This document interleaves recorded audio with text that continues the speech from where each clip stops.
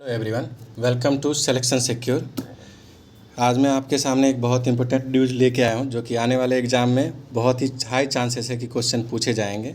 Justice U Lalit, जिनका पूरा नाम है उदय उमेश ललित, जो कि 49 चीफ जस्टिस ऑफ इंडिया बने हैं।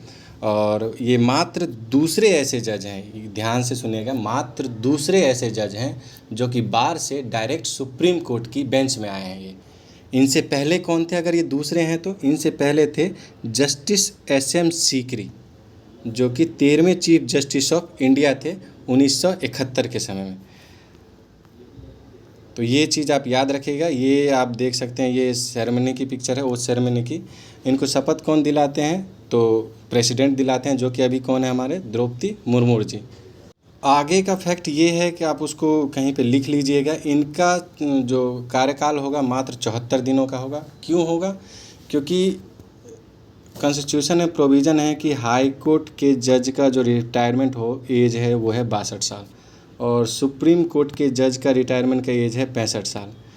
अब अगर इनका एज देखिए आप, उदय उमेश ललित सर का, तो इनका एज, डेट ऑफ बर्थ जो है वो है आपका 9 नवंबर 1957।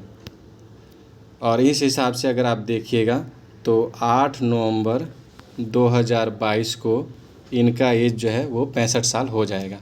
अब जैसे ही 65 साल हो जाएगा ये रिटायर कर जाएंगे, इसलिए इनका टेन्योर जो है मात्र 74 दिनों का होगा। ये याद रखिएगा। याद क्या रखना है आपको? इनका पहली बात तो जस्टिस उदय उमेश ललित नाम याद रखिएगा, पहला पूरा नाम। 49 चीफ जस्टिस ऑफ इंडिया हैं। इनसे 48 नंबर पे कौन थे? तो जस्टिस NV रमन्ना। 47 पे पूछ लें तो वो आप कमेंट सेक्शन में हमें बताइएगा।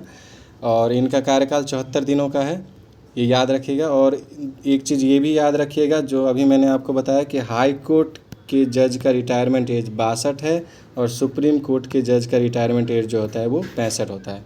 ये दोनों चीज़, ये जितने भी फैक्ट मैंने आपको बताया है, ये कृपा करके याद रखिएगा। पेपर में कहीं से भी क्वेश्चन पूछा जा सकता है। ये मात्र दूसरे ऐसे जज बने हैं जो कि डायरेक्ट बार से लेके सुप्रीम कोर्ट की बेंच में आए हैं। पहले कौन थे? तो SM सीकरी, जो कि मैंने आपको यहाँ पे बताया है। ये रहा इनका नाम, जस्टिस SM सीकरी, 13वें चीफ जस्टिस ऑफ इंडिया थे। अगर आपको वीडियो अच्छी लगी तो शेयर और सब्सक्राइब कीजिएगा चैनल को। धन्यवाद।